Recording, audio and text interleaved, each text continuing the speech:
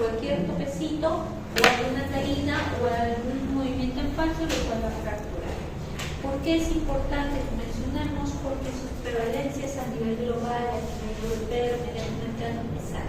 Sobre todo las que más preocupan son las de fracturas de cadera. El grupo femenino es el más afecto, el grupo masculino va siendo más afecto conforme sube la edad. ¿Listo? Entonces, fracturas de antebrazo, fracturas de cadera y columna son las más frecuentes reportadas en pacientes con osteoporosis. Y es importante que mencionemos, porque si ustedes se fijan en los factores de riesgo de fractura, entran edad muy avanzada, IMC bajo, fractura por fragilidad, antecedentes de fractura y que tiene cuadros de consumo de alcohol, tabaquismo, elevado número de caídas, menopausia precoz, baja ingesta de calcio, procedimientos, uso de fármacos e inmovilización prolongada. De los 3 casos que le dimos, el caso 1, que era el de no es cierto, un paciente que cumplía factores de riesgo, ¿qué tenía, por favor?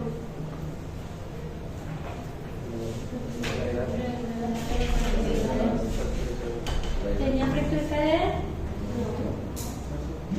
A ver, regresemos acá. Entonces, el caso 1 era este. Tenía 49 años con dolor de manos, muñecas, pies, rodillas. En los últimos 2 meses con rigidez matutina de 3 horas al día. El caso 2 era una paciente de 81 años, con 3 meses post fractura de cadera derecha y antecedentes de ser caedora recurrente, prefractura, y que tenía antecedentes de gastritis del flujo. Y el caso 1 era de 61, que derivaba por su queratitis zika. Sobre todo en este caso del grupo de oftalmología y venía con inmunológicos, exámenes que le habían tomado. ¿Listo? Entonces, de la paciente que hemos estado viendo, el segundo caso, ¿era adulta mayor? Sí. ¿Listo? ¿Tenía fracturas previas? Sí. Ya, entonces teníamos fracturas previas. ¿Teníamos otros de los antecedentes? Tendríamos que preguntar para ver si es que completaba o no. Pero se fracturó y lo operaron. ¿Estará con dismovilidad prolongada? Sí, porque dicen de que en este caso, realmente los de traumato los operan y le dicen no se mueva. En su casa sin reposo absoluto. Y muchos de ellos pues se quedan con esa inmovilidad y no inician como debería ser su terapia de rehabilitación de manera adecuada. Ahora, nos dicen, hay comorbilidades que nos pueden favorecer. ¿De acuerdo del caso 1? ¿Qué sugería el caso 1? ¿Qué tipo de patología podría presentar? Por ejemplo, entonces, ¿podría tu paciente también tener riesgo para osteoporosis? Sí. Entraba también a tallar. ¿Y el de ustedes? También. Entonces, ¿entraba a tallar? Sí. Entonces, todos sus pacientes tenían factores de riesgo. ¿Listo? Pero son factores de riesgo. Tendríamos que ver, en este caso, se encuentra quién tiene identidad. La paciente del caso 2 nos decía ya se fracturó. Entonces, ya por aquí la vamos a tratar si ya se fracturó. No, porque los pacientes que ya tienen fracturas, no tratas, que desgraciadamente tienen porcentaje alto, tienen riesgo de una segunda fractura. Y no va a ser de aquí a 10 años, no. Se dice de que la segunda fractura puede variar entre 2 al 20%, dependiendo de cuánto es su perfil de riesgo previo. Mayorcita, pero capaz usa medicamentos que la predisponen o tiene comorbilidades que la predisponen. Lo malo es que, como decíamos, desgraciadamente el manejo que usaría sería antirreceptivos y los efectos secundarios de los antirreceptivos, ya sea biológicos o ya sea propiamente los clásicos, nos dicen pues son las osteonecrosis y fracturas científicas de fémur. Pero miren, su prevalencia, mejor dicho, su incidencia tampoco no es que digamos que es muy alta. Entonces, generalmente se da por tiempos prolongados de uso. Entonces, no es contraindicación para inicio del tratamiento. Entonces, según el caso que les dije en el 2, ¿cuál sería? ¿Tipo 1 o tipo 2?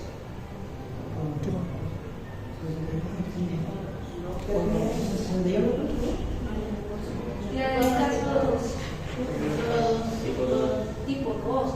Entonces, ¿por qué decíamos esto? Porque si es que fuera una mujer más joven, entonces digamos, puede ser un tipo 1, que es la tipo postmenopausia. Puedo ser la senil. En la senil ya los factores de cambio del envejecimiento. Hay un problema de que la actividad osteoblástica está disminuida, la actividad propiamente osteoplástica está aumentada, pero como dicen, los dos están a la par, alterados. Mientras que en la menopáusica generalmente la actividad osteoplástica es la que prima. Y acá, ya para el grupo senil, entran a tallar que en este caso, las personas que tienen primero van a ser casi para ahí, o sea, están ahí 2-1, mientras en las otras puede subir hasta 6-1, porque es el grupo femenino el favorito. Entonces decíamos, en la posmenopausia tendría que más reporta por su fisiopatogenia y su variabilidad por tendencia a caída de los estrógenos y su efecto sobre la modificación, en este caso de la osteoformación, mayor activación de la resorción. Y el efecto que va a tener sobre todo la que es la hormona paratiroidea, sobre todo en el efecto que va a tener en la formación por parte de los osteoblastos de nueva calidad de hueso y que no va a impedir de que en este caso los osteoblastos diferencien y generen la resorción. Acá en relación a las cateninas, el CAT-K es secretado por osteoblastos y estos van a ser activados durante el proceso de resorción ósea y esto va a dar un resultado que la matriz sea degradada y se descomponga propiamente parte de los componentes del tejido óseo. ¿Y esto por qué es importante? Porque acá entra a tallar para lo que es el efecto, que son las fracturas de osteoporosis. ¿Ven esto de acá? Es el FRAX. Entonces nos vamos acá, con tu caso, vamos con el FRAX. El FRAX ustedes solo ponen FRAX calculadora en línea, marcas de dónde viene y vamos contigo. ¿Qué edad tiene tu pacientita? ¿Cuál era? El caso 2, ¿no es cierto? Ya. ¿Qué edad tiene tu paciente? 81. En este caso, es importante que nosotros mencionemos cuánto tiene de peso y en este caso, vamos por acá. ¿Fractura previa? Sí. ¿Listo? ¿Antecedentes de fractura en familia? Familia de enfermedad no sabemos, fumadores no sabemos, uso de corticoides, diagnóstico de AR, por eso secundaria no sabemos, uso de alcohol no sabemos. ¿Tenemos la densitometría? No. Entonces, con solo estos datos, ¿qué me calculan? Probabilidad de fractura a los 10 años siguientes. Entonces usted dice, la probabilidad de cualquier fractura principal, ya sea de columna, de cadera, de brazo, es 4.5%. La probabilidad de una fractura de cadera es 2.5%. Para decir que estos datos son de alto riesgo, 9,3 milisegundos. ¿Listo? Entonces, de 2.5 a 3 no hay mucha diferencia. Entonces, por eso era la indicación que sí o sí este paciente inicie el tratamiento. Ahora, vamos con la paciente de ellos. ¿Qué edad tiene tu paciente? 61. En el primer caso, o cualquiera de los dos. A ver, con 61 años. 61. Ya, vamos a ver. Entonces, vamos a Perú y 61, ¿no? Mujer. Vamos a poner solamente para que hagamos la referencia. Siempre en centímetros. ¿Fractura previa del paciente? No. ¿Antecedentes de fractura? ¿Fumadores? No. ¿Artritis reumatoidea? Sí.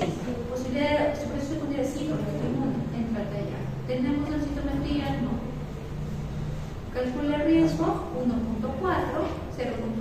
¿Por qué no se ve tan alto? No era tan alto. 0.1. Y en este caso la trigonometría tampoco estaba tan deteriorada. No era menor de 50 kilos, menor de 1.50. Tenía estos dos. ¿Por qué a pesar de que tiene estos dos no entra tan alto? Porque estos los de arriba son los que tienen mayor asociación cuando hacen los estudios de web. ¿Listo? Entonces, dice tiene 1.4 y 0.5. ¿Cuál tenía mayor? La que tenía más edad, la de fractura. Vamos ahora con un caso. En este caso, y ahí le vamos a dar un plus. 41, 49. Vamos a poner acá. Lo vamos a poner acá. Y lo vamos a poner acá. ¿Listo? Solo para el caso. No fractura, no antecedente de fractura. Todo un cuadro clínico de artritis reumatoide. Vamos a poner acá solo para aquí. Y les voy a dar vamos a hacer primero con esto. Le sale bajito, ¿no? Y ahora lo que yo le voy a agregar es cuánto le hubieran dado la densitometría por T-score, ¿verdad? Entonces, yo digo, ok, le encontraron que tiene menos 2.9. Entonces, ¿qué le estoy dando? Cuando tuvo su valor de T-score a nivel de cuello. Entonces, según esto de ahí, 2.9 entra osteoporosis, sí, porque de menos 2.5 se bajó. ¿Me subió? Sí, pero me lo elevó potencialmente no. ¿Por qué? Porque en este caso consideran otros factores, la edad y los otros factores de riesgo. ¿Listo? Entonces, el FRAX, ¿qué hace? El diagnóstico osteoporosis no, se calcula pronóstico. ¿Por qué es importante este cálculo? Porque si tú, por ejemplo, a tu pacientita le vas a iniciar tratamiento, en este caso tú vas a ser su familiar, pero ¿por qué en un T81? ¿Por qué le quiere dar tratamiento? Porque hay una probabilidad que si no damos tratamiento se pueda fracturar. Muy alto, si está algo significativo. Entonces tú le inicias. O sea, por eso es, porque si tú no inicias, hay riesgo de que otro se pese, sobre todo ¿por qué? Porque es caedora recurrente. ¿Mira? Vamos acá. Hemos hecho ahorita el FRAX. ¿Listo? Pero, ¿cuál es la desventaja del FRAX? Que no incluye los otros factores. ¿Qué no incluye? Por ejemplo, si es que hay ciertos signos al examen físico que te sugiera que tu paciente sufre osteoporosis y que capaz ha presentado complicación de fracturas por osteoporosis. ¿Cuáles son esas? Cifosis más marcada. ¿Por qué? Porque la vértebra cuando va fracturando lo que hace es esto, se aplasta y se dobla más. Pérdida de altura. Entonces, más de 4 está más asociada con estos entidades. Pero sobre todo otras comorbilidades metabólicas, neurodegenerativas, crónicas pulmonares, incluso las psiquiátricas y también las déficits nutricionales y sobre todo medicamentos. Ahí entran anticonvulsivantes, entra el levodopa, entra tratamiento para tiroides, entran otras variables más que también tienen efecto. ¿Listo? Entonces, generalmente cuando yo estoy enfocando cuál es el examen bandera para osteoporosis, densitometría, ¿no? Entonces yo pido mi densitometría buscando ver si está en rango de osteoporosis. Pero la paciente de ellos, por ejemplo, basta que tenga menos 2,5 más la fractura reciente que tuvo, ya entra con una diagnóstico de osteoporosis severa. Pero si yo les hubiera dicho tiene menos 4, entra también con osteoporosis severa porque pasó el nivel de menos 3,5. Hacemos el diagnóstico con densitometría. ¿Y cuál es la mayor complicación debido a la osteoporosis? Que se fractura. Para la fractura, ¿cuál es el examen bandera? Radiografía. ¿Listo? Pero yo tengo hecho mi enfoque de diagnóstico de osteoporosis. ¿Cómo monitorizo a mi paciente? Le debo monitorizar primero. Pedirle sus marcadores de formación y de retardo. Ahí entran a sellar estos temas. Sin embargo, costo. Entonces, lo que sí hacemos muchas veces es electrolitos séricos o sangre de vitamina D para ver si no está insuficiente, deficiente o enfermo. Si está en insuficiente, lo suples con vitamina D para llevarlo a sus niveles normales y puedas iniciar con su para con vitamina D y su fosforato. ¿Por qué hacen los otros exámenes bioquímicos? Porque muchas veces consideran que por eso se asociadas a otras patologías. Y recuerden, los linfosomatos van a tener una depuración renal. ¿Listo? Y también cuando sí, también tienes que ajustar al modal. Y el denosumab, por ejemplo, puede usarlo en RCs como hemodiálisis, pero el factor de riesgo es de que la primera semana que te pones puedes producir hipocalemia, porque tienes que los primeros días puedes administrarlo, estar monitorizando electrolitos, pero por eso tienes que tener pasar. ¿Listo? Entonces, ¿por qué hemos estado haciendo este ejercicio? Porque las gradas de lo que son las recomendaciones de unidad de evidencia me dicen, ¿a quién le hago mi densitometría? A los que tienen fractura, ¿ya? ¿A quién le hago? A los pacientes que tienen 2 o más factores de riesgo de fractura. ¿Tenían factores de riesgo tu paciente? Sí. ¿No tenía AR? Sí. Probabilidad de AR, sí.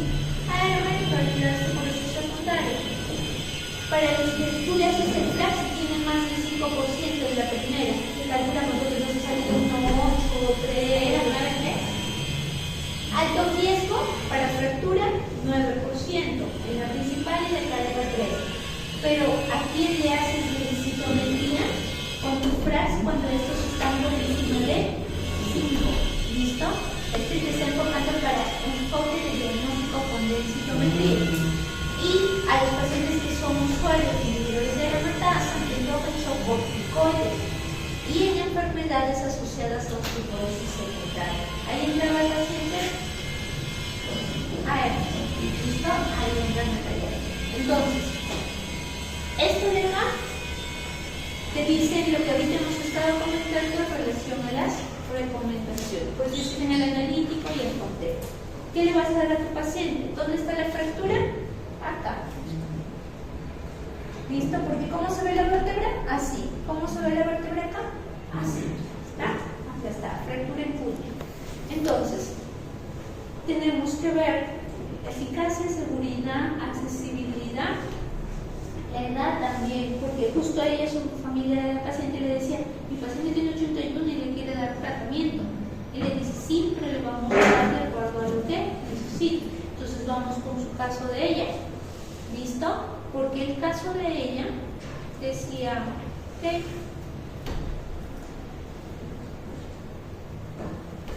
esa es la paciente.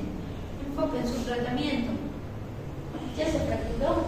¿Le van a dar su tratamiento? No, tiene que esperar. Pero tienen que considerar que le van a dar por eso, porque es una caedora recurrente. O sea, ella la rehabilita y empieza a caminar, probablemente tiene chance que se caiga otra vez. Pero tiene que ser desde la psiquis y reflujo. Entonces, ¿le daré fulvifosona todas las semanas?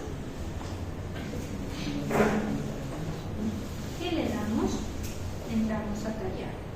Primero que todo, le vamos a decir que trate de beber café, que trate de estar tíos, que no fume, no toma o que no fumen delante de él, que siga saliendo a sus pasos por exposición solar, sí, que sí le trate de hacer su recomendación, claro que sí, que use su suplementación de calcio, 1500 más vitamina D de 800 por lo menos, porque van a ver que la vitamina D le puede dar de 800 para arriba, sus amigas, y la de 1500 en la parte del calcio, y que usemos su antirresortivo. Entonces, los suplementos que tengan calcio y vitamina D, tanto en la dieta como de manera externa, de exposición, y sobre todo que cuide los factores de riesgo. La actividad física, porque va a tener efecto osteoformadora y sobre todo inhibidora de la antiresorción. Entonces, decimos activación propiamente a nivel de lo que es la beta-catequina y lo que es inhibición de la esclerotina. ¿Y por qué no importa eso? Recuerden que uno de los osteoformadores con función dual, formadora y antiresortiva de síndrome muscular, su mecanismo de acción radica sobre la esclerotina. ¿Listo? Y vamos a ver el diagrama. Recuerden, formador, resorción. Entonces tiene un aumento de posibilidad predominio osteoformador y aumento de los niveles de carga. ¿Listo? Ese es el efecto del ejercicio. En fármacos, decimos, si quisiéramos darle tratamiento a su paciente de ella por una osteoporosis polimorfótica, podemos usar como parte de antirresortivos, ¿quiénes? A los moduladores de los receptores de estrógeno, ahí está el carbamazepina. Podemos usar porque está joven el paciente, por ejemplo, pero en ella, pues no, porque ella más va para un tipo 2. Entonces, podemos usar bifosfonatos, podemos usar denosumab como parte del esquema. Pero no, doctora, es familiar del mismo. Dele mejor primero su osteoformador dentro de la línea. Dele su osteoformador a este paciente. Dele ya sea su teriparatide, que es el análogo de lo que es la retormona, o del escomosumab como parte del esquema. 1 o 2 años y luego ya pasa recién al antirresortivo. ¿Por qué? Porque justo se ha visto la evidencia que tiene mejor en aumento de la discriminación nerviosa y un efecto más prolongado si tú empiezas primero con el osteoformador y luego pasas al antirresortivo. Pero ¿por qué no lo hacemos así? Primero hacemos el antirresortivo y luego el osteoformador, porque lo dejamos eso para las osteoporosis refractarias, como muy severas, por el costo y porque la medida pues que todo este constantemente por lo menos un año. Entonces vamos a los bifosfonatos. Decimos que a la paciente de ella le podemos dar bifosfonato. Ahora, el alendronato, efectos secundarios, dolor abdominal, náuseas, vómitos. ¿Listo? Lo bueno, accesible, desde un solo 60 y lo tiene el CIS. ¿Listo? Lo das una vez a la semana para después. Solo en las corticoides o en este caso, en postmenopáusicas con riesgo, solo das 35, media pastillita, porque la pastilla viene de 70, recuerda. Biseronato casi no tenemos, pero la pastilla viene de 35. Ivatronato sí tenemos en pastilla, que tiene de 150, pero tiene mejor efecto en columna, no tanto efecto en caderas y tampoco en antebrazo, cosa que sí tenía el entronato o biseronato. Y el ivatronato en la joya es endovenosa, cada 3 meses. ¿Listo? Pero tiene efecto en columnita sobre todo. Ahora, de todos ellos el ácido zoledrónico mejora el tejido mineral ósea, disminuye tasas de fracturas, tanto en antebrazo, cadera como en columna. El problema, 1300 a 1500 cada joyita, pero lo bueno es que es una vez al año. El efecto secundario esperado generalmente es el dolor, que te da paracetamol o fluoxetina para manejar. Son 5 miligramos una vez al año. Me sirve para pacientes que tienen osteoporosis por corticoides, me sirve para pacientes postmenopáusicas, me sirve para las senil. ¿Listo? ¿Qué otro medicamento tenemos? Denosumab. Es otro antirresortivo también de primera línea y que es componente biológico. Efecto sobre el ranigando, el cual va a tener la diferenciación de los osteoclastos, que es el que genera la resorción. El estudio Freedom es un antiaorte que la siguió hasta por 10 años, dando lugar a un buen perfil de seguridad. ¿Podría haber fracturas estéticas? Yo siempre sé sí, pero con frecuencia más bajita que las que veías con bifosfonatos. El costo es entre 900 a 1200, dependiendo si consigues descuento, pero tienes que ser 60 cada 6 meses, 60 miligramos. Lo malo es que si tú no lo aplicas cuando le corresponde, puede que el primer mes que te demores en colocarlo, cuando le toca, tasa de fracturas vertebrales. ¿Listo? Entonces, si tu paciente ya no va a poder costear y pasar un bifosfonato accesible económicamente, por lo menos tienes que iniciarlo 2 meses antes del día que le tocaba la siguiente dosis de denosumab. ¿Listo? Pero si en este caso está con denosumab y lo tolera bien y lo puedes ir comprando, hasta por 10 años lo puedes utilizar. ¿Listo? El cromosumab es el que le decía el biológico efecto sobre la esteroidina, tiene un efecto dual. Aumenta la densidad mineral ósea, disminuye la resorción y por eso disminuye tasas de fracturas. Tiene un perfil mejor dado en pacientes con segunda línea, los osteoporosis refractarios, osteoporosis severa, pero lo malo son los pacientes cardiópatas o fibriladores por los efectos secundarios de eso. Entonces en ellos no sería mal. Ahora, de todos ellos, ¿cuál van a dar? A su paciente, toda la columna del medio, ¿qué le van a dar? ¿Ah? ¿Cuál le van a dar? ¿Qué tenía su paciente? No estoy por ya.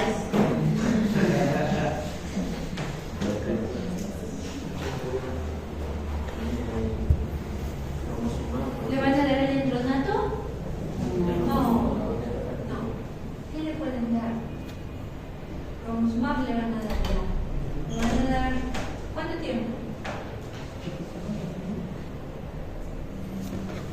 Cromosumab, ¿cuánto tiempo puede darlo? 1 año. ¿Listo? Y el otro pasa es antirresortivo. ¿Pero qué le pueden dar accesible? Actual. ¿Le doy el endronato? No. Pues el endronato no, porque todos son semanales. Le puedo dar el endronato, pero ¿tiene dónde se de fracturas? Cadera. Entonces el otro le cubre muy bien columna. ¿Sería una opción? No. ¿Qué me queda? Que le puedo poner endovenoso y una vez al año. Ácido zoledrónico. Entonces, en ella, por ejemplo, si es que no tengo el acceso a denosumab, porque el denosumab es un y luego tienes que continuar con otro antirresortivo. Pero si inicias con antirresortivo, ¿qué le puedes dar? Ácido zoledrónico 5 miligramos al año, o le puedes dar denosumab 60 miligramos cada 6 meses. ¿Listo?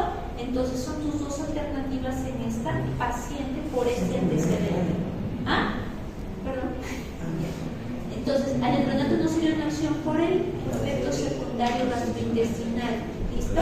Entonces, a eso me refería con que individualicen de acuerdo a su paciente. Ya.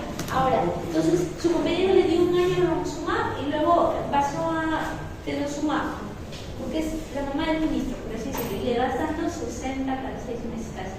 Entonces, tú le dices a tu paciente, le dices, ¿cuánto tiempo le puedo dar hasta 10 años? Pero ¿qué pasa si es que le dio romosumab un año y luego se pasó al ácido zoledrónico y ya completó los 3 años? Entonces, tú le dices, ya, vamos a descansar, porque ya su última densitometría le salió propiamente que estaba en osteopenia, le calculó su flax y le sale 5% en una y 2% en la otra, y dijo, no, le vamos a descansar. Como está usando ácido zoledrónico y ya completó 3 años, ¿cuánto tiempo puede descansar? 2 años. Diferente que si hubiera usado alendronato o residualnato o imatronato, que pueden descansar de año y medio a 2 años. ¿Listo? Pero, ¿en quién no descanso? ¿O en quién sí o sí tengo que reiniciar? ¿O en quién prolongo el tratamiento? Un paciente es usuario de corticoide dosis por encima de 7,5, caedores con fracturas recurrentes, más de 2 fracturas, o incluso pacientes con comorbilidades que le van a hacer mayor vulnerable. Entonces, ¿cómo voy a reiniciar? Con una nueva densitometría y con su frax, viendo cuánto tiene y viendo su probabilidad de riesgo. ¿Listo? Y durante ese tiempo que descansa, calcio con vitamina D, les sigo dando. ¿Listo? Entonces, ¿cuál es su compañero? ¿Por qué dijo, me voy por primero el osteoformador? Porque se ha visto que cuando usamos primero el osteoformador y luego el antirresortivo, mejor efecto. Estudios en los cuales, por ejemplo, primero le hicieron teriparatide y luego le hicieron denosumab, le elevó la densidad mineral, la mantuvo. Lo que elevó el teriparatide lo mantuvo el denosumab y disminuyó la tasa de fractura. Por eso se decía como una buena evidencia de esquema para mejorar. ¿Listo? Ahora, ese es el esquema.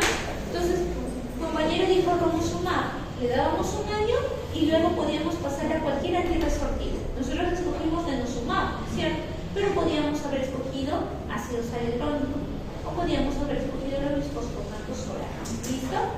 Y en su paciente de ella, como era más joven, decíamos, empezamos con el reloxifeno. ¿Cuánto tiempo le consuela? Hasta 8 años. Si es que no hay complicaciones vasculares o cólicas, y luego puedes pasar al antirresortivo. Es una alternativa. Y durante el seguimiento, los fosfonatos orales tienen perfecta seguridad hasta 5 años, zoledrónico 3 años, denosumab hasta 10 años. Pero si tu paciente tiene riesgo para fracturas nuevas o que es usuario de medicamentos con corticoides, con medicamentos que van a generar mayor resorción ósea, entonces tú puedes, si ya no puedes usar el tiempo porque ya completaste el tiempo de uso, tú cambias a otra familia. ¿Listo? Y le sigues. ¿Okay? Entonces, eso es lo que vamos a hacer. Y por eso decimos, vamos a individualizar de acuerdo al tipo de paciente. ¿Listo? Ahora nos vamos con artritis reumatoidea. Entonces, artritis reumatoidea, porque su paciente dijo de frente a ella tiene AR. ¿Por qué? ¿Cuál es el grupo favorito? Damas. ¿Listo? 3 a 1 o 5 a 1 según anterior. 3 a 1. 3 a 1 hasta 5 a 1 según reporte. Entonces, es la más frecuente de todas las autoinmunes. ¿Listo? Y de las generales que vamos a entrar, bueno, osteoartritis es la más frecuente. ¿Listo? Ahora, vamos acá. Porque ella pensó, de cuarta a sexta década, es una de sus presentaciones, la otra presentación, porque es bimodal, es un poco más joven. Ok. Entonces, vamos a hablar de la supervivencia post-diagnóstico de 3 a 18 años. Factores de riesgo involucran factores sociodemográficos relacionados con la enfermedad y relacionados al tratamiento. ¿Para qué son factores de riesgo? Para ver cómo te va a evolucionar la enfermedad. Si va a ser agresiva, si va a ser discapacitante, es decir, si tiene mal pronóstico. Entonces, si es analfabeta, ¿por qué sería factor de riesgo? Porque no va a tener conciencia para poder tomar adecuadamente los medicamentos y cómo hacerlo para el seguimiento. Tratar de mantener HBDR4 también es factor de riesgo, pero también si desde que existe el diagnóstico tiene factor o antecedente a título nódulos altos desde el inicio, tiene incluso erosiones en las radiografías, si tiene desde el inicio marcadores de fase aguda con valores bastante elevados o debutó con manifestación extraarticular, es factores de mal pronóstico. ¿Qué tenía la paciente de ustedes? Ya, pero ¿qué factores de elevado, 255. y el valor referencial en algunos laboratorios de anti-CCP es menos de 20 pues 14. Entonces, ¿está elevado? Sí, está más de 33, bastante elevado. ¿Y debutó con manifestación articular? Queratitis necrotizante, debutó con un extraarticular. Entonces, ¿tenía factores de mal pronóstico? Sí. Y la edad también, porque tampoco era tan jovencita, ¿sí? Entonces, ¿listo? Entonces, para eso te sirve para ordenar. Y en relación al tratamiento, mientras más demores en iniciar o desde el inicio tengas que iniciar más de 2 fármacos y para mayor tiempo, también involucra en su pronóstico. Ahora, decimos, tenemos todos estos factores y ¿qué más le agregamos? La obesidad, tabaquismo y ¿qué más? Su relación con otras comorbilidades. ¿Cuáles son las comorbilidades? ¿Qué hemos visto hace un ratito? Osteoporosis. ¿Se acuerdan del FLAX? ¿Estaba R relacionadas? Sí, están ahí a la par, porque tienen también común con el ranking. ¿Listo? El ranking alto y la diferenciación de osteoclasta. Entonces decimos, es una enfermedad autoinmune porque se perdió la tolerancia inmunológica, ¿listo? Sobre la membrana sinovial debido a diferentes mecanismos que lo conllevan a una inflamación crónica y destrucción del cartílago. Pero todos van a ser cada pacientes que fumen o tomen, no, solo los que tienen predisposición genética y que tengan un factor ambiental latillo, o sea, una prevención, en este caso, que tienen recurrentes de acá, o una enfermedad inflamatoria intestinal crónica, que en este caso también te debute, exposición a hábitos nocivos también entran a tallar, infecciones entran a tallar, hasta de llevarte al mecanismo de infección. Entonces decimos, genéticas ya se ha investigado más. ¿Cuál es la asociación? ¿Por qué decíamos HLDR4? 70% de asociación. Pero hay unos tipos que están relacionados con mucho peor pronóstico. Entonces, DRB1, 0401 en asociación. Recuerden que no es suficiente solo genética, también los cambios son genéticos. Entonces, si ustedes se fijan en la parte derecha, en factores ambientales de procesos infecciosos virales, milicobacterianos y bacterianos, ¿listo? Sobre todo los virales van a ver sobre todo a lo que es la parte del parvovirus 19, retrovirus, Epstein-Barr como parte. No lo mencionaste, pepilovirus, entra también a tallar, micoplasma, el módulo de los agentes y las paredes bacterianas. ¿Por qué? Por el mismo efecto directo sobre la membrana sinovial o la teoría del mimetismo molecular. ¿Con qué fin? Para que te hagas casos. Recuerda que les dije hace un rato que a mí me importa si tiene infecciones periodontales. ¿Por qué? Porque sobre todo los estudios hicieron con lo que es en este caso la parte de la porfiromonas gingivales, que en este caso tiene 0 tipos. ¿Y por qué esta? Porque va a tener una enzima que tiene una actividad aminometanasa que va a sincronizar ciertas proteínas que da origen a anticuerpos sincronizados. Y eso es lo que importa. ¿Quién también comparte esa propiedad? Prebotel en procesos infecciosos intestinales. Por eso justo mencionaba este tema. Y estas proteínas sincronizadas van a ser los que te van a identificar parte de lo que son los marcadores inmunológicos de la infección. ¿Cuál es su efecto que va a tener? Sobre todo en el daño sinovial y en el compromiso articular. Recuerden que vamos a ver todos estos esquemas acá. Primero que todo, decimos que es una enfermedad autoinmune, ¿es cierto? En la cual va a haber activación de lo que es la inmunidad acomodativo. En la primera, en relación con la exposición a los transmisores infecciosos, sobre todo mentales que he adquirido, y la otra que ya va a haber en respuesta a situaciones que les hagan de cabeza están expuestas. ¿Pero por qué? Porque va a haber que los presentadores de títulos y entonces, esta enfermedad se dice que es una enfermedad proinflamatoria, que no es la primaria interleucinas, sobre todo 1, 6, factores hormonal, pero también se dice que hay autoantígenos. Si se fijan, la mayoría de ellos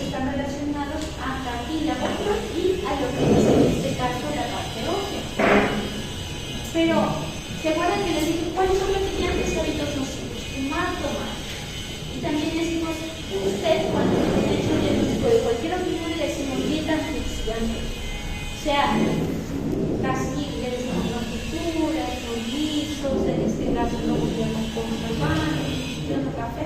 ¿Pero por qué? Porque ya la enfermedad tiene un contexto en donde va a haber un predominio de radicales oxidativos, porque va a haber una distribución de enzimas que van a tener, en este caso, el efecto regulador, en el caso del efecto radical, muy elevado, entonces no te va a ayudar. Y en este caso también va a haber una respuesta inicial de enzimática también reducida.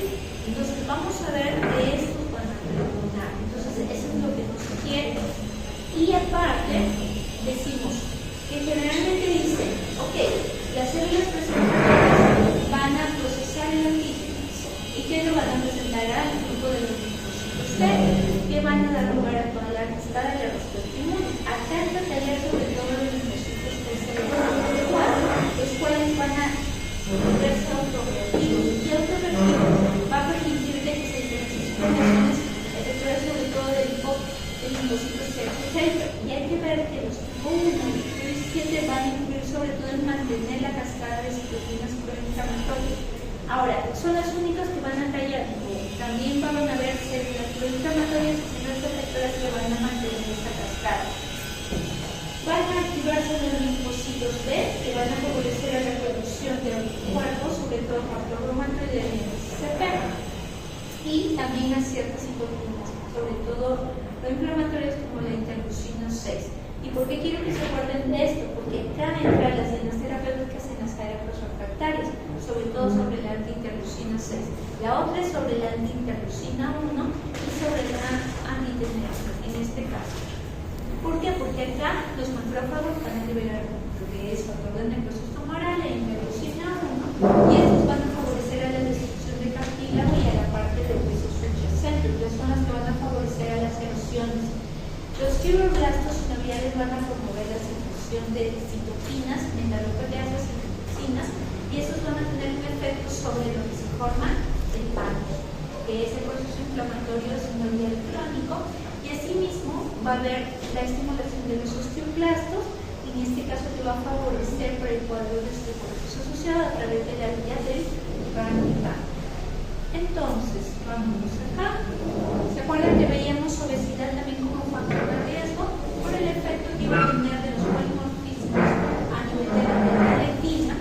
Estos polimorfismos van a tener un efecto sobre el daño articular y sobre todo en relación a la apoptosis del condrocito y la inhibición de los osteoblastos. Entonces, eso también es importante a considerar. Y vamos acá, esto es para que lo vayan revisando. Pero esto sí quiero que lo tengan en consideración, porque la otra dieta terapéutica que va a entrar a tallar es las canusquinasas.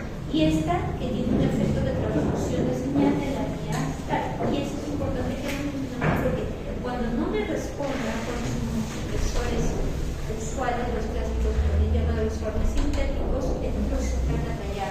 Cuando no tiene solución a biológicos, se entran casi los inhibidores de las canusquinasas. Por eso es importante que los busco lo mencionar. Las otras que tienen el efecto sobre lo que son mecanismos de proceso inflamatorio van a incluir propiamente células dendríticas, parte de lo que es neutrófilos, pero estas van a tener mucha relación con citoquinas proinflamatorias.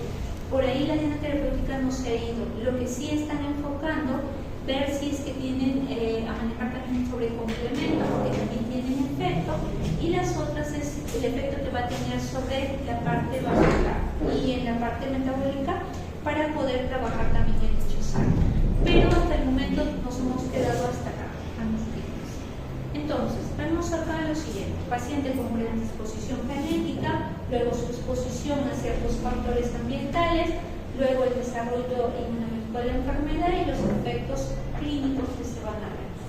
Vemos acá, paciente con predisposición genética más la exposición a una infección periodontal, o por ejemplo, fumadores crónicos, su mecanismo activado, formación de autoanticuerpos y desarrollo de la enfermedad. Recuerden que el anti-CCP puede estar presente incluso antes de que se dé la enfermedad. Factor reumatoide también puede darse, pero sobre todo el que sí va a estar en fase preclínica es el anticuerpo inmunitario. Entonces, ¿por qué ella pensó en primer lugar que su paciente tenía artritis reumatoidea? Porque fuera de las manifestaciones de astenia, hipodexia, crónico de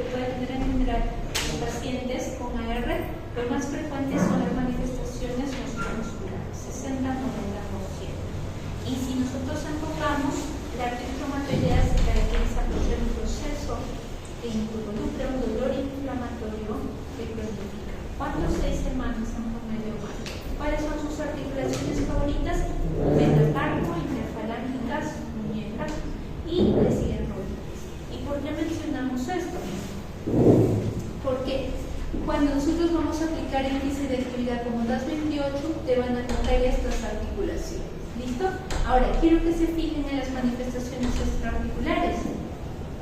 Sus frecuencias pueden ir desde 2 hasta 40%. ¿Listo? A nivel neuronal, a nivel cardíaco, a nivel neurológico, incluso menos de 5. A nivel ocular, menos del 4%. Y sobre todo las asociadas a otras patologías como síndrome de Sjögren, menos del 45%, los overlaps. Eso cuando van los dos y los de arriba. El FETI, sobre todo en pacientes con hernia de larga data, bajo la frecuencia ya no 2 o 10, sino incluso hasta 1% y cursan con visceromegalia, etc. Vamos con lo de acá. Como lo más usual son las articulares, ustedes hay ciertas caracteres al examen que les ayudan. Los cuellos de cisne, por si acaso, los dedos son cuellos cisne, no son patológicos de R, son frecuentes, que se puede ver en cualquier R. La desviación cubital va a ser por el compromiso inflamatorio y la lesión de las estructuras periarticulares de soporte. Y lo que son el tendonojal, los otomombo-tumier, el Z, pues también lo haré. ¿Cuál va a ser la variante? ¿Quién está extendido, quién está flexionado? Recuerden, cuellos de cisne va a haber hiperflexión de las proximales y hiperflexión de las distales. ¿Listo? Y en la otra va a ser el cambio en la de Tumier, más bien va a haber la flexión de las proximales y la hiperextensión de las distales. Pero esos manitos lo vemos en las fotografías de la parte derecha. Entonces, esos hallazgos te sugieren que hay un proceso inflamatorio de las articulaciones pequeñitas, pero por casuística, probabilidad más frecuente, ¿quién sería? Pero no es la única. Ahora, recuerden que cuando recién te monta la R, ¿por qué dicen dedos fusiformes? Porque se va hinchando, sobre todo a este nivel de las interferencias. Como no te cogen las distales sino las proximales, se hincha acá. Entonces se forma como un hocico, por eso dice dedo fusiforme. Entonces engruesa sobre todo acá, en esta hace más fuerte. Acá, cuando hace la tumefacción, tú cuando haces el test que les decía squeeze test, te puede decir el compromiso de las metacarpográficas. Recuerden que a R le gusta más su articulación favorita es metatarso y metacarpo. ¿Listo? Incluso metatarso te van a dar articulaciones características inflamatorias del y vamos a ver acá que cuando vemos manifestaciones extraarticulares vamos a ver nódulos reumatoideos. Recuerda que te pueden salir también como pueden aparecer hasta el 30% de los pacientes, un poquito más en las zonas de presión y también pueden estar acompañando las zonas de difusos. En cardiovasculares, cuadros de pericarditis, cardiopatía y cardiopatías isquémicas entran a ella. Recuerden que las autoinmunes mucho va con compromiso endotelial, por lo que estábamos viendo en mecanismos patogénicos, por eso ellos tienen mayor tasa de hacer eventos isquémicos en relación a poblaciones de su mismo grupo etario. Y pueden hacer placas ateroscleróticas más precisas que otros pacientes con de la enfermedad. Ahora, manifestaciones preopulmonares, lo más usual fuera del cuadro pulmonar intersocial, que se va con todo progresiva, son los cuadros de síndrome de cambio, que son nódulos, compromiso propiamente intersticial en un paciente con AR.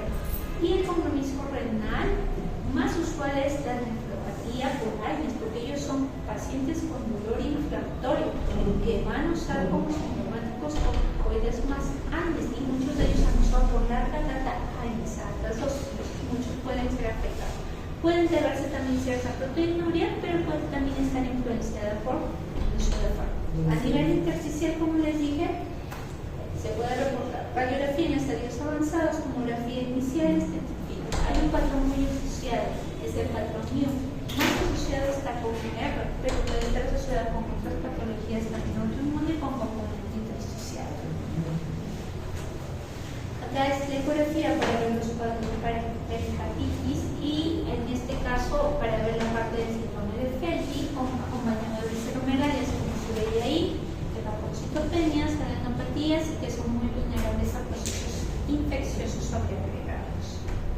y acabamos con las manifestaciones oftalmológicas. Ellos pueden producir queraconjuntivitis, pueden producir escleritis, episcleritis, pueden producirse cuadros eritematosos y pueden tener manifestaciones neurológicas. Muchos se pueden terminar con síndrome del carpiano, por eso es que les decía las maniobras del túnel y del falo en la clase pasada. Y en hematológicas hay que tener en consideración que ellos pueden hacer una anemia, en este caso, entonces con subida de lo que son plaquetas cuando está activa, y en los de frente, como les dije, conforme el paciente tiene una larga edad de la enfermedad, por encima de 10 años, en casuísticas más o menos entre la quinta y la séptima década, las prevalencias bajaron ahora casi sobre el 1% y generalmente más del grupo femenino, 70%.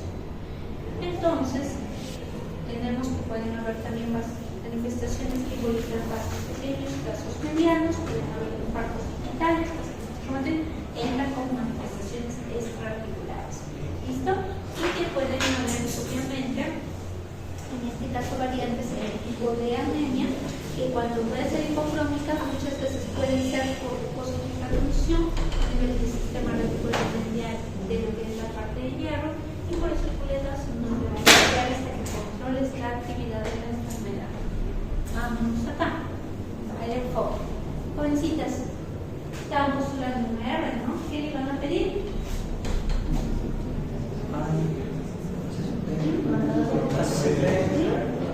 Ya, tu paciente ya venía. Ya no le ibas a pedir porque ya venía. Tu paciente no traía nada. Le ibas a pedir antes se ve. Pero recuerden cuál es el screening por sensibilidad. Cuando el otro te ayuda a confirmar. Pero los exámenes, en este caso, son por pollo. Recuerden que en este caso el cuadro clínico más los exámenes que hacen un enfoque diagnóstico. Y los marcadores te ayudan de inicio para tu seguimiento, para que puedas hacer tus controles. ¿Listo? ¿Por qué hacen el resto? Porque vas a usar inmunosupresores. Y por otra razón, porque hay infecciones virales, bacterianas que pueden simular, que pueden dar dolor generalizado, ¿no es cierto? Y que pueden dar en este tangible, dolor. Entonces siempre ven que no haya ningún foco, necesito que lo explique, pero también te sirve para ver que puedan iniciar inmunosupresores. Entonces, ¿por qué tomas las imágenes? Porque si te dicen, tu paciente venía, ¿dolor en dónde? Manos, muñecas, rodillas, ¿no es cierto? ¿Y decían crónico?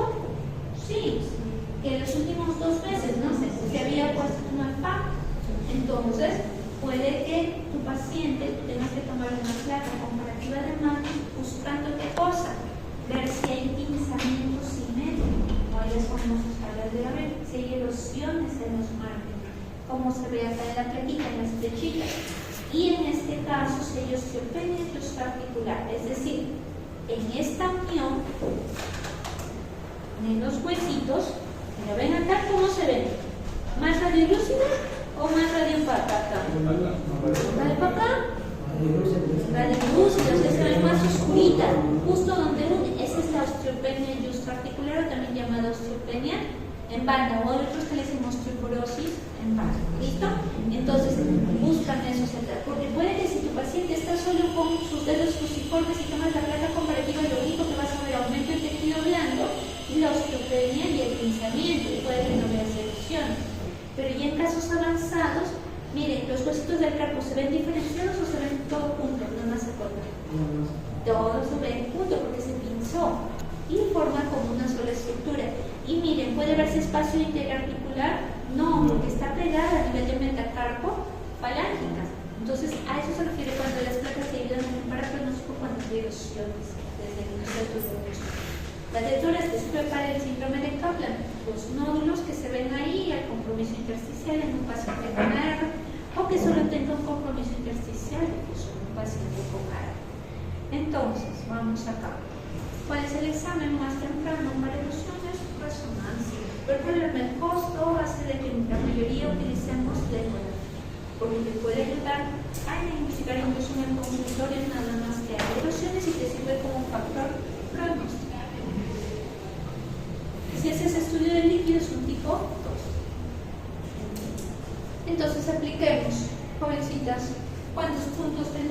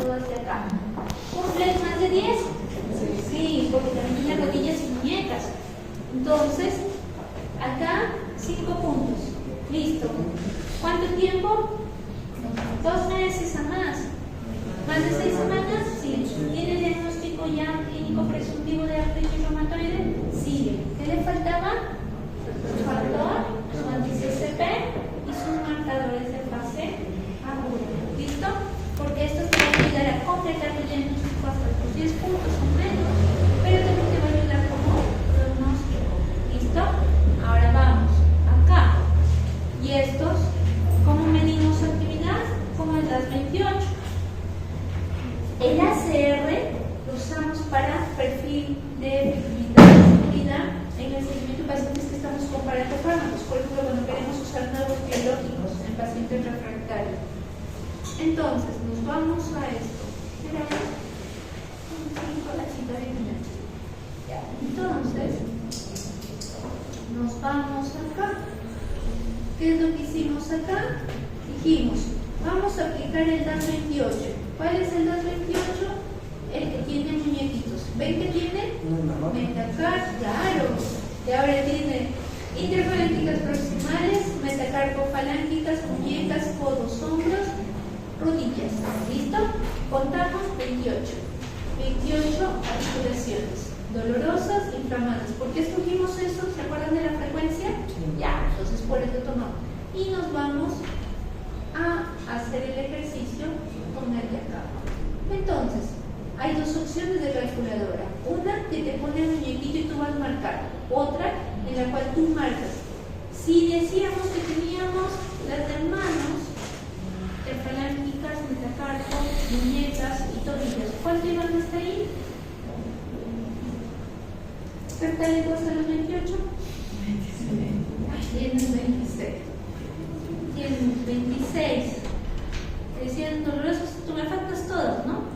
Ya. Si no tenías el marcador, pon el valor de referencia normal. ¿Listo? ¿Te está afectando su enfermedad? ¿Le está limitando su actividad? Si es que es muy severa que ya no la deja parar, le pones hasta 10. Si más o menos la te está limitando en parte, pone 5. Con 5 te sale 4.8. Con 10 te sale 4.8. ¿Por qué? Porque ¿quién tiene más peso en este cálculo? Las dolorosas, le siguen las inflamadas, le siguen los marcadores de fase aguda y le sigue la valoración global reportada por el paciente. Por eso no vieron que cambió, si le ponían 5 o 10. Pero según esto, vamos a regresar acá. ¿Está activa o no? Si está activa, ¿listo? Y entonces, ¿tendrá una actividad muy alta? No, pero si está activa, está con una actividad moderada. Entonces, ¿le voy a dar tratamiento? Sí. Y en este caso, digo, puedo iniciar metrotexate o leflunomida. ¿Por qué? Porque de estos fármacos, ¿quién tiene efecto articular? Metrotexate, sulfasalazina, leflunomida, hidroxicloroquina. Pero la hidroxicloroquina, recuerden, tiene un efecto más inhibidor. Entonces, somos los 3 primeros. Entonces, pero por accesibilidad, metrotexate. Todos los seguros lo tienen. Leflunomida lo compra el paciente. Entonces, pero si yo no voy a tener si el paciente, pues, metrotexate va a necesitar que tú le des, cada pastilla viene de 2,5 y por lo menos vas a necesitar iniciar con 10 y entonces las 6 pastillas, 3 sábados, 3 el domingo, o 3 en la mañana del sábado y 3 en la tarde del sábado. Entonces son 6 pastillas y la fenolina es una al día. Entonces, eso es lo que ven cuando mandan el medicamento. Y recuerden que el efecto tú lo vas a ver al segundo mes, usar el fármaco entre el segundo y el tercero. Entonces, por eso los controles también deben cada 2 a cada 3 meses por el efecto que espera. Y recién ahí, si empezaste con 6 pastillas, 15 miligramos de metrotexate, le subes a 20, si es que no te está respondiendo. ¿Cómo tú vas a ver? Porque hace un rato yo les dije, tenía 4.8. ¿Y qué pasa si el control viene con 3.5? ¿Cuánto hubo la diferencia? ¿1.2 o menos de 1.2? Menos de 1.2. Si yo menos de 4.8 a 3.5, ¿cuánto hay de cambio? Para poder ver, porque si me dice que mi paciente me mejoró, pero me mejoró no completamente, entonces yo puedo subir la dosis. La paciente tenía 15 miligramos, le puedo subir a 20. O puedo dejarlo con el 15 y agregar otro fármaco, por ejemplo, hidroxicloroquina. Puedo dejar 400 de lunes a viernes, metrotexate el fin de semana, pero eso es solo para la enfermedad. Si yo quiero tratar los síntomas de la enfermedad, no es un dolor inflamatorio, que le tengo que dar corticoides más antiinflamatorios. Entonces, por lo menos ellos utilizan dosis de 5 a 7,5 o hasta 10 miligramos. Entonces, vamos a iniciar 7.5 y le podemos dar su antiinflamatorio. El antiinflamatorio se le copia de 200, una porción de 550 o van de 15 o heterococit de 90 miligramos. Pero el prednisona 5 a 7.5. ¿Quieres? Como está tan activa, pues he visto casi 26 articulaciones dolorosas y inflamatorias, y se le consigue 5 al prednisona, se le consigue 200 en el almuerzo y le das una represa de 15 miligramos semanal. Pero cuando llegues a los 15, lo vas a tener que dar ácido fólico por lo menos 1 miligramo de lunes a viernes. ¿Listo? Entonces, si hacemos esa pauta, vemos al control, si mejoró, seguimos con eso. Y si ya lo llevas a remisión, vas quitando, vas bajando la dosis de corticoides hasta ir retirado. Por ejemplo, si el control ya tenía 3, de gas 28 y tenía 4 en la 3, te está respondiendo bien. Pues puede que ya tú le vayas bajando a 5 miligramos de prednisona, lo mantengas con la línea de rescate y sigas la misma dosis del inmunosupresor. ¿Listo? Entonces, para eso. Pero ¿qué pasa cuando lleva casi 6 meses y no te responde, ya 28 sigue igual o está que sube? Entonces tú tienes que cambiarlo a un biológico o, en este caso, a un inhibidor de las aquinas. Entonces, ¿cuáles son los biológicos? Los anti-TNFs o los anti-interleucina 1 o los anti-interleucina 6 o los otros. Y si no tienes a los inhibidores de las aquinas, estos de acá, el único efecto secundario que nos preocupa son la inmunosupresión que se asocia para favorecer que si tiene riesgo para desarrollar tuberculosis, porque capaz tenía en este caso una predisposición ya en placas previas o que no está vacunado para el peso, lo puede desarrollar.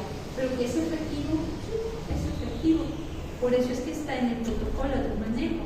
Entonces, ese es el único efecto secundario, pero que tiene buen efecto en el manejo de los síntomas. Entonces, te dicen, hemos hecho estudios con las diferentes familias de eso. Lo más usual que vas a ver, reportes con el rifaxitinib, con el tircotinib, con el baricitinib, dependiendo de lo que quieras. Por eso es que en las guías del 2019 hasta adelante, que te dicen, pues vas a usar inmunosupresores, no te responden, vas a usar inmunosupresores o los biológicos y puedes intercambiar ellos de acuerdo a la respuesta. Tu objetivo es llevarlo a la remisión del paciente. La remisión con 28 a 3 páginas. Por pacientes refractarios puedes usar combinación de biológicos con MARS. Y MARS es lo mismo que Pharma y es lo mismo que inmunosupresores sintéticos. Entonces, por ejemplo, ¿qué hubiera pasado a tu paciente? Estaba yendo bien, pero luego se fue a 5.6 y ya estás con 20 de metrotexate, ya has agregado sulfasalazina 2 gramos, y está con hidroxicloroquina 400 y ya no le estás pudiendo subir más. Entonces, ¿qué puedes hacer? Puedes iniciar un biológico, por ejemplo, el Cardizac de 50 miligramos semanal y le puedes dejar con uno de ellos con la sulfasalazina o el metrotexate. Lo más usual es que combinamos con metrotexate. Pero le das la set más metrotexate y lo sigues. Pero ¿qué pasa si no te responde? Puedes usar otros biológicos. Ahí entran como segunda línea, después de los anti-TNF, los anti-interleucina 6, y luego los anti-interleucina 1, y luego los otros anti-CD. Entonces, por eso es que te dicen estas combinaciones en refractarios. ¿Y cómo han hecho esos enfoques en refractarios? Utilizando otros biológicos, pero se por ejemplo, usamos el índice de actividad de CR50, 70, 20 para los estudios de eficacia. ¿Listo? Entonces, todos estos de acá, tocilizumab o loquizumab, todos ellos son otros biológicos en pacientes que ya no te han respondido con los usuarios. ¿Listo? Entonces, esto es lo que les he mencionado y vamos con el brazo, porque hasta ahí quedamos, el J va a quedar hasta la siguiente, igual que el producto. Entonces, lo ideal es que si se va a embarazar tu paciente, dile, si vas a embarazar, te embarazas, ¿ya? Tienes que suspender metrotexate o leflunomide, porque son terapias. ¿Listo? Que si podrías dejar que tu paciente use hidroxicloroquina, azathioprina o hasta sulfasalazina. ¿Listo? Y si está con biológicos, sí puedes mantenerlo con Betaine C o su otro anti-TNF, polimumab o su infliximab. Todos ellos son anti-TNF. ¿Listo? Entonces, ¿por qué les menciono esto? Porque la mayoría se obsesiona, porque le digo en este rato, y pues en este caso si empezaron en su época joven, pues en este caso, pues te vienen y dicen, ya suspendí el medicamento porque quedé embarazada o quería embarazada y lo dejé. Entonces, y viene, lo bueno es que en AR, cuando durante el embarazo, la enfermedad puede inactivarse o tener una actividad bajita. Entonces te va a reponer con corticoides, con infusión, pero botan el producto y ¡pum! Se reactiva la enfermedad. Entonces ahí vas a iniciarle. ¿Listo? Entonces, en este caso, para ver, tienen que tener cuidado con esto.